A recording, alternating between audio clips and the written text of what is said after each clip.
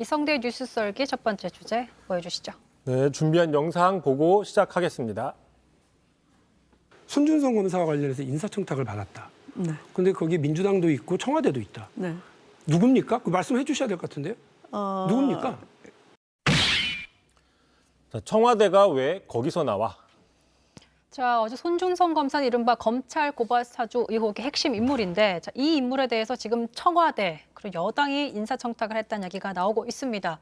누구의 주장인 거예요? 그렇죠. 어젯밤에 이제 민주당 TV 토론이 있었죠. 바로 그 자리에서 추미애 후보가 한 주장입니다. 그러니까 당시 이제 지난해 당시 법무부 장관으로 있을 당시에 왜 손준성 검사를 교체하지 않았느냐 이런 공격들을 받자 이에 대해서 여권에서도 로비가 있었다 이렇게 얘기를 한 거거든요. 계속 한번 추미애 후보 이야기를 좀 들어보겠습니다. 저는 몰랐죠. 그러니까 저한테 그 자리에 그 유임을 고집하는 로비가 있었고요. 손준성 수사정보정책관이 문제 있는 사람이란 걸 발견했다면 바로 인사조치를 하거나 그랬어야 합니다.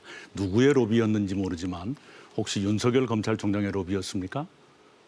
윤석열 로비에다가 네. 네, 또 당에서도 어마어마한 사람들이 있었죠. 청와대 안에도 있었고요.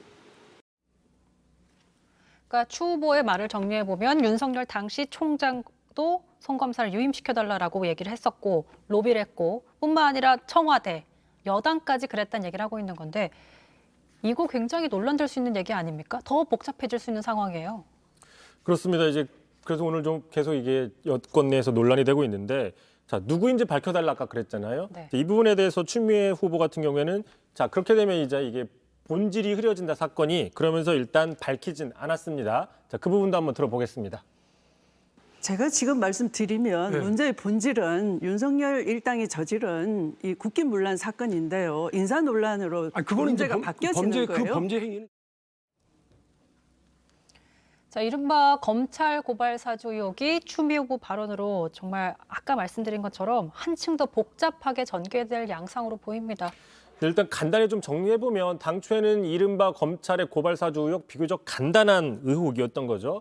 그러니까 보시는 것처럼 윤석열 당시 검찰총장 당시에 그 손준성 대검 수사정보정책관이 당시 김웅 국회의원 후보자에게 고발장을 전달해주고 고발을 대신해달라. 그래서 그 서류를 당시 조성은 미래통합당 그 선대위 부본부장한테 전달했다.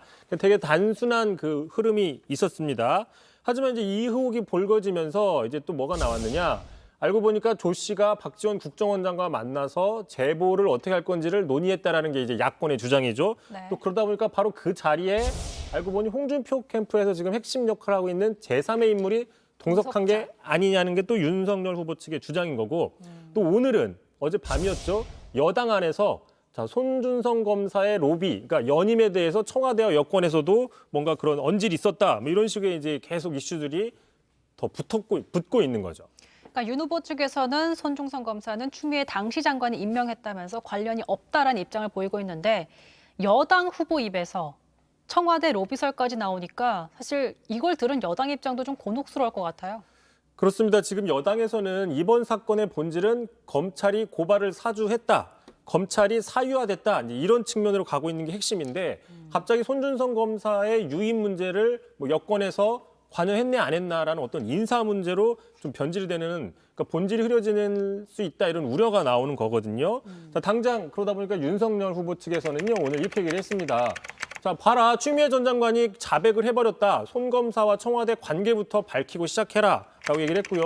자, 정권 차원에서 유임을 시킨 검사가 야당 정치인과 접촉해서 고발을 사주했다? 이건 상식적으로 이해가 안 된다라고 바로 공세적인 태도를 취하고 있습니다.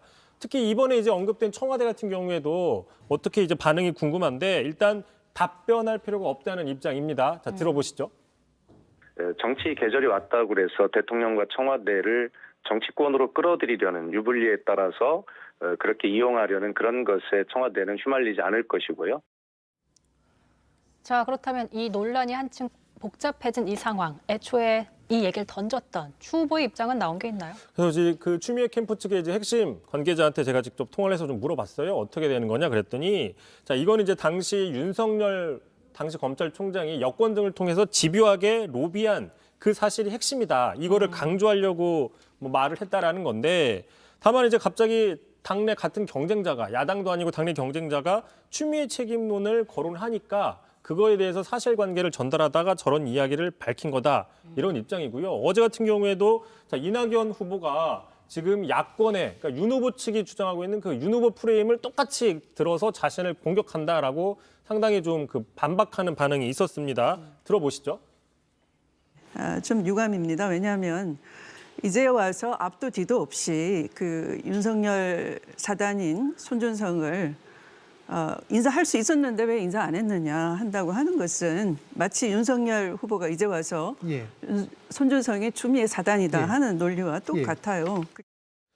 다만 지금 추미애 후보도 스스로가 내가 누군지 밝히면 그 로비를 했다는 사람이 누군지 밝히면 이게 고발사주 의혹이 인사 문제로 본질이 흐려질 수 있다라고 얘기한 것처럼 어쨌든 간에 야당에 빌미를 준 측면도 있다라는 것도 지금 당 내에서는 나오고 있는 우려 중에 하나입니다.